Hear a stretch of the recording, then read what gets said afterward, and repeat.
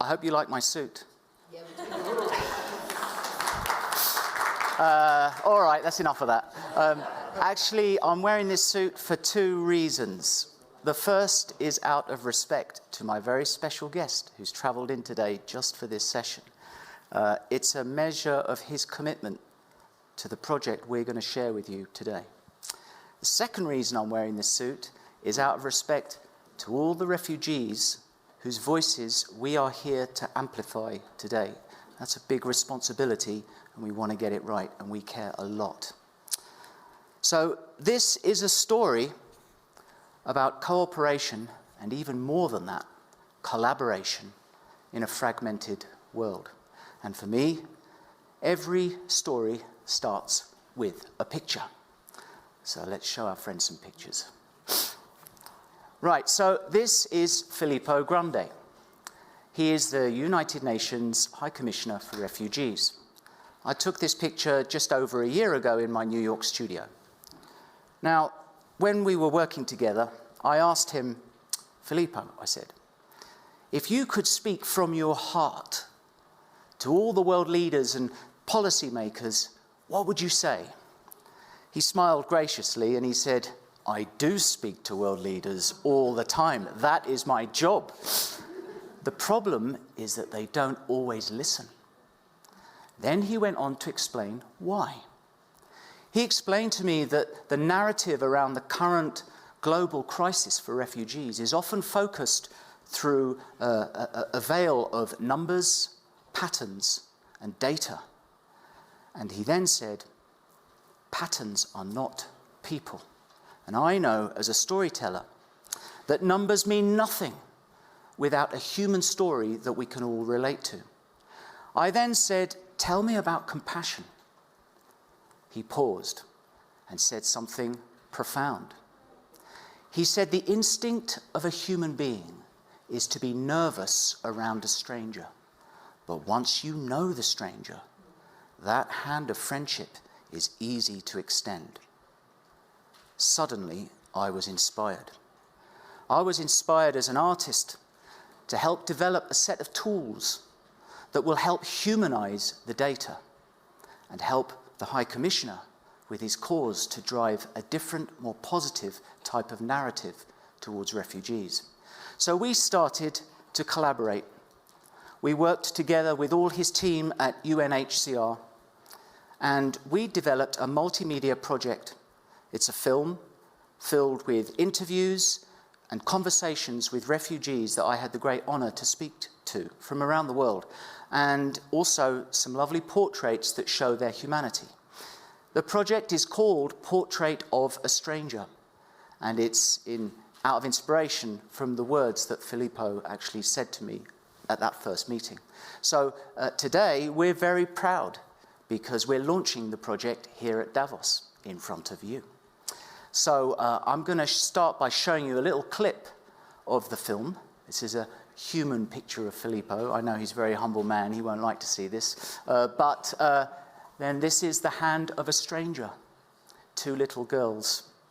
So let's roll the film, shall we, and show our friends what we're doing.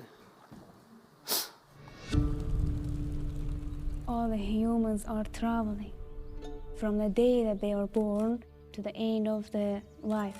They are traveling. I hope that everyone will see refugees as people. I am not an enemy of anyone. I am a peaceful person.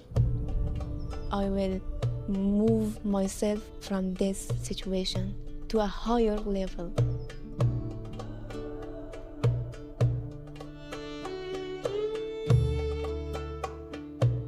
What would you say to a stranger? Let's be friends. Sharing experiences and having connections with people, it is the most important thing for me. You are meeting with strong persons. Are we strong? Yes, we are. I will introduce myself and we get to know each other. Maybe you can learn something from me. Maybe I know something that you don't know.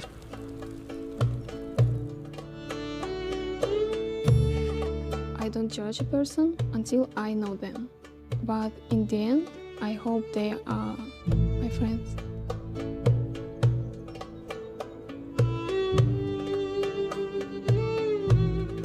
Think again. Think again. Maybe your idea would be changed. Freedom. Freedom is a good thing. Could be a bad thing too, depending on how you use it.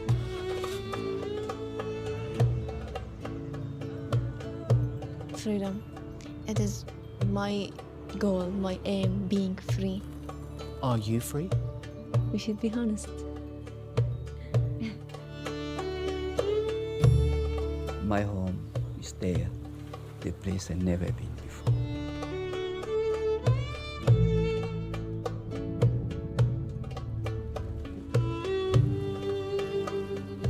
When I'm looking at the mirror, I see a hero. I take a negative and make it to positive. I'm a mother. I'm a feminist. I am not a stranger. I'm a friend. It is a big bunch of hope. I'm a leader. I am a human being like you.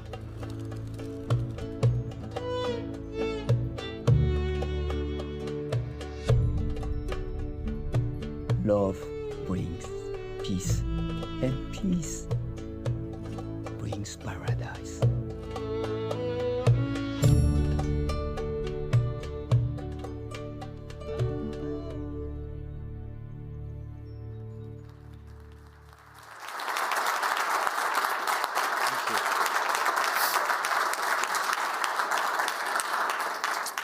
And now it's my great privilege to invite my dear friend Filippo Grandi to the stage to have an honest conversation in front of you. Have a seat, please, my dear friend. Can we please give him a round of applause?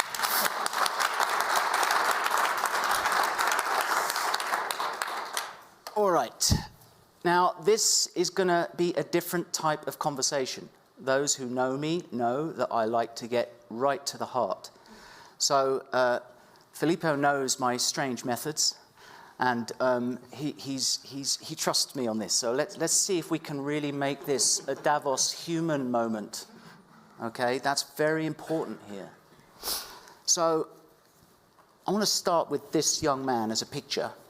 His name is Omar. He left his country when he was 14 years old, and he traveled on his own.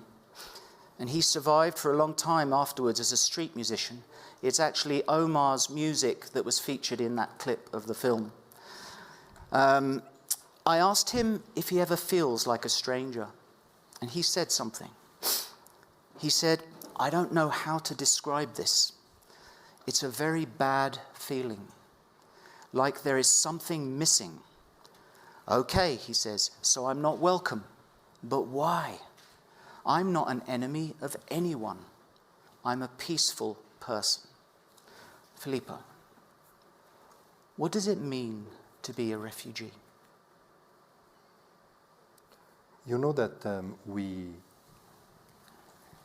in the technical sphere, we say something that is very important from the human point of view.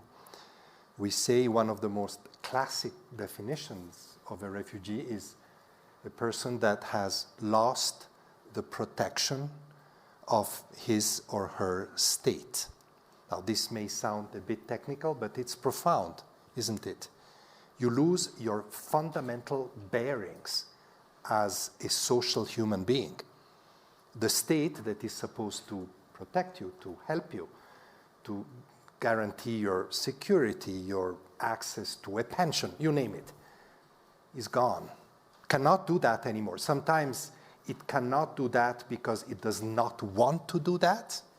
Sometimes, like in Ukraine, because somebody else prevents the state from fulfilling that role. And then you're on your own. And then you're afraid. And then fear kicks in. And then you're a stranger. You're a stranger to begin with in your own country. That's why you go out. You go to another country where very often you experience, I don't know if that's an existing word, strangership again. But maybe worse, the second time. I don't know what's worse. Both are terrible. But in a way, the whole construct, the whole notion on which my own organization is founded, that, the preamble to the Refugee Convention says something very simple and very powerful. Refugees, having lost that protection, that national protection, become the responsibility of the world. It says it in more technical terms, but that's what it says. And therefore, once somebody loses his or her national protection, it is our responsibility to provide him or her that protection. That's why we talk about international protection. And when that fails, and it fails all the time, not all the time, it fails very often. A lot. We fail very often in doing that. Then that strangership is appalling, because then you are a stranger not only in respect of the authorities, but also of the people around you. Okay, so something happens, you are forced to flee. There's a journey. While we're showing the picture of Omar, I asked him about what a journey means, and he said something. He said, it's not like traveling for ordinary people. He said, for me, a journey is hours and days without eating, without sleeping, running, then hiding for more hours, then bad treatment from official people. It was hard for everyone who was with me. Maybe I'm lucky. I did it in 4 days. Other people did it for months. Can you talk to me about the journey? I think that if you talk about the journey, Platon, and we've spoken about this before, but I think it's important. This is something I've said before, so forgive me if you heard me say that, but I think it's a powerful reality. It's about choices as well. I always say, there's so much bad press around people on the move. And this is bad press that has been produced by bad politics. We all know that. We've spoken about this many times. And this, of course, has now generated a perception that these people are opportunists. Sorry, this is a very, maybe here in Davos, in this group of people, we all agree otherwise. But that's the prevailing impression. These people come here to take our jobs, to threaten our security, to overturn our values. So often, politicians say that. I always say the opposite. Go back to the foundation of exile. And at the foundation of exile lies a choice. And the choice is one of the worst choices any human beings can make. Leave behind everything that is familiar to you. It can be whatever, a toy for a child, or a job for an adult, or a family for anybody. And so many of the refugees, that those of us who work with them, say that to us. They miss it. But they had to make that choice because the fear was, the justified fear was stronger than the pull to stay with the familiar. And I think that we need to relate to that experience to understand what it means to be displaced, refugee, migrant. I want to use this word a bit interchangeably. People that make difficult choices to leave behind. But refugees in particular, because refugees are those leaving from, escaping because of war or persecution, of violence. So these are the most compelling pushes. But we need to relate to that to understand who these people are. And sometimes I feel that we are losing that connection. And those images actually bring it back, and this is why they are so powerful. Well, I want to show you another picture. This is Chantal. She described herself to me as an albino woman, And she only recently found out, well, when she was 17, that she's legally blind. She could see me when I was talking to her, but anything past 2 feet she couldn't see. Both her parents were killed in her home country, and she fled as a child. I asked her the same question, and you may remember she was in the clip, and she's so eloquent. She's so graceful when she speaks. I mean, she speaks like a prophet. But when I asked her what a journey means, she froze, and she said, "A journey." She paused, and we were all a bit nervous in the studio. She paused for almost a minute. I didn't know if she was feeling a bit stressed or whether she was thinking. And then she said, "I can't explain the journey." And by not being able to explain it, she kind of explained it. That either she couldn't explain the horrors of the journey and put it into words, or she couldn't explain why she would have been forced to make the journey in the first place. So tell me about fear. What makes someone leave? What happens to, and let's keep it on the visceral level, what happens to the human condition? And if you could describe it to a child, how would you explain fear in this circumstance? And, you know, I think of this so much. I think that the best way to explain what a refugee is beyond the technical sphere is to relate to fear. It's interesting because actually, you know, refugees are very strong people. Because to make that choice, you need to be the strongest possible person. You won't be able to make that choice otherwise. But these are strong people that are afraid.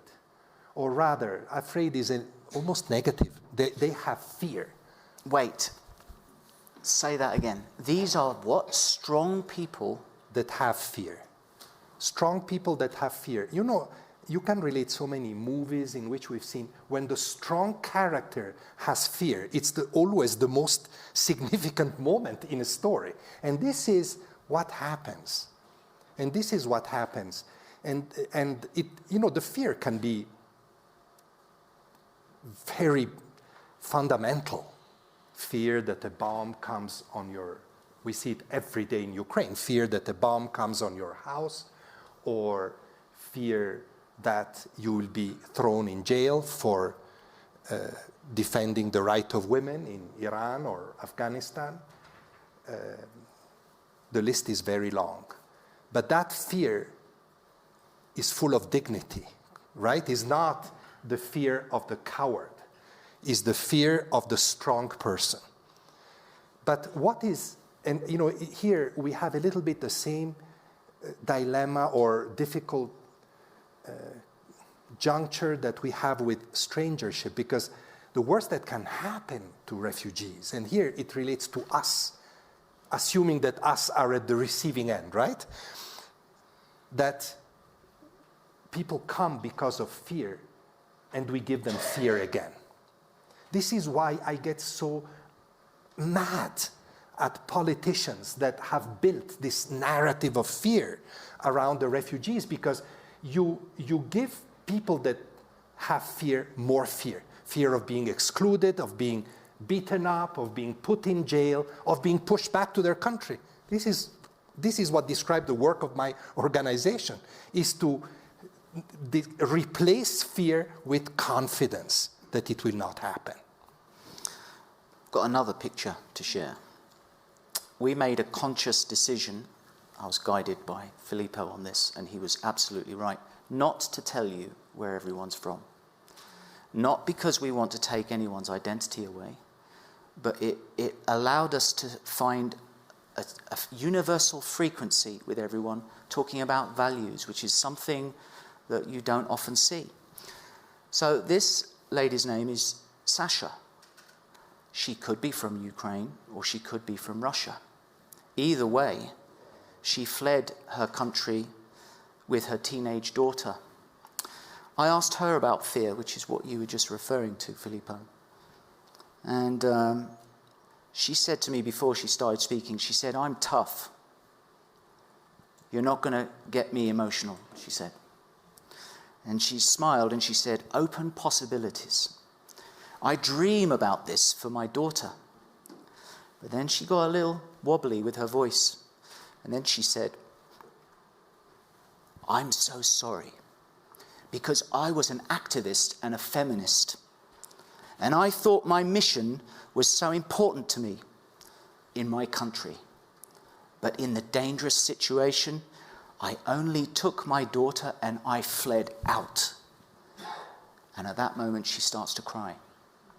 And she says, "I did nothing." "Listen," she says, "maybe we should all stay in the prison together. Maybe we should all just be there. We would become like a big mountain of garbage, too big, so big for them, they couldn't cope. Maybe it would change something." That's fear. Made her run. I want you to talk to me about leadership. We've talked about this many a time. The importance of good leadership today and the danger of bad leadership. Yeah, because in a way, this sums up everything else, doesn't it? Because the reality is that travel around refugees are all those that we have mentioned. Fear, difficult choices, difficult journeys, strangership. And so much of that can instill suspicion, if not fear, in those that are hosting, receiving. You quoted me at the beginning, and unfortunately this is true, but I don't think we should be shocked. You know, human frailty doesn't shock me. I think we all have to admit that, and to be reluctant towards strangers is human nature. Not everybody has that, but the majority of people have that. It's human nature, but what I don't like is politics that take at face value, without discussion, human nature and exploit it to make an argument. Saying, okay, because you are afraid of the strangers, I will make it even worse and tell you you are right. That stranger will be a risk to you. That's been the argument of politicians in rich countries in the world for years now. And this is a scandal. This has to stop, because leadership, these are not leaders. These are exploiters. Leaders are those that take the difficulty, human fragility, and try to turn it around and explain the fear of those who flee, explain that they've lost their protection, that we have an obligation. These are not easy arguments, but is leadership easy? Either leadership tackles difficult things, or, sorry, it isn't leadership at all. I wasn't going to read out this quote because it's quite strong, but I think I will. This is a close-up picture of Sasha. I asked her about leadership, and she instantly thought about the bad side of leadership, and she said, "Power. This is like a virus, and when it is inside you, you lose your ears, you lose your eyes, you lose your brains, and with time, it will destroy you. It's the most dangerous virus in the world." And then she said, "Look at all these infected people who have power." That's pretty powerful stuff. This is Enzo. His parents died when he was 3, and he witnessed the horrors of child labor and experienced torture. I asked him about freedom. And he said to me, when we're born free. But I see myself now as a bird in a cage. Everything is limited. A bird in a cage has been controlled since the day they put him there. I've become decoration in the house. Do you understand? The only thing the bird needs is to go outside of the cage and be free. How would you describe freedom to a child? Freedom is the ability of making those choices that people fleeing cannot make anymore. I think that's essentially freedom seen from this perspective. And when you feel that the only choice left to you is to go away, freedom is finished. And of course, you can argue around freedom in so many ways, and I want to make always the same argument. Our responsibility is to ensure that those who seek refuge, in the broadest possible term, that we do not limit their freedom again, because otherwise it's shuttling between lacks of freedom, and this is terrible. This is why we have, this is why my organization does pretty boring work, not only very, interesting and romantic, and we do pretty technical legal work around principles, right? But these principles are meant exactly to do all that we have discussed today.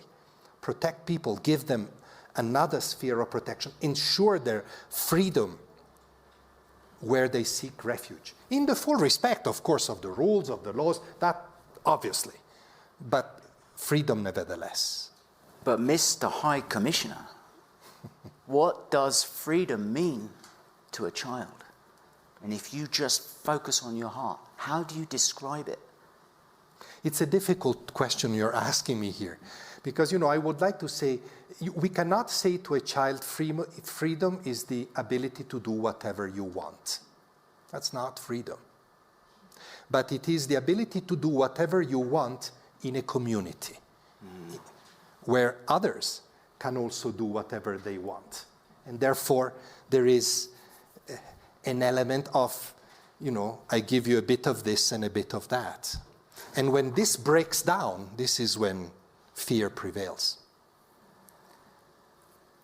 If you could speak to the most powerful people in the world, from your heart, what would you say to them? Well, I think we've said it already in a way. And you went into a comparison, or you spoke about power in a way that resonates a lot with me. I hate that word power. I mean, power is a reality, and I'm speaking in Davos, so yes, power is a reality. But power is a very bad word. I like authority, I like leadership, but I think power has a connotation of force and, limiting the freedom of others that I don't like. So, can leaders reflect a bit more about that? Can they afford to lose a couple of votes and exercise authority instead of building power? I know this sounds a bit idealistic, but I have to deal with people that are the victims of that. And if I sound idealistic, remember that their stories are very real, as you show in these pictures. Should you, if you get power, should you keep it or share it? Of course, share it.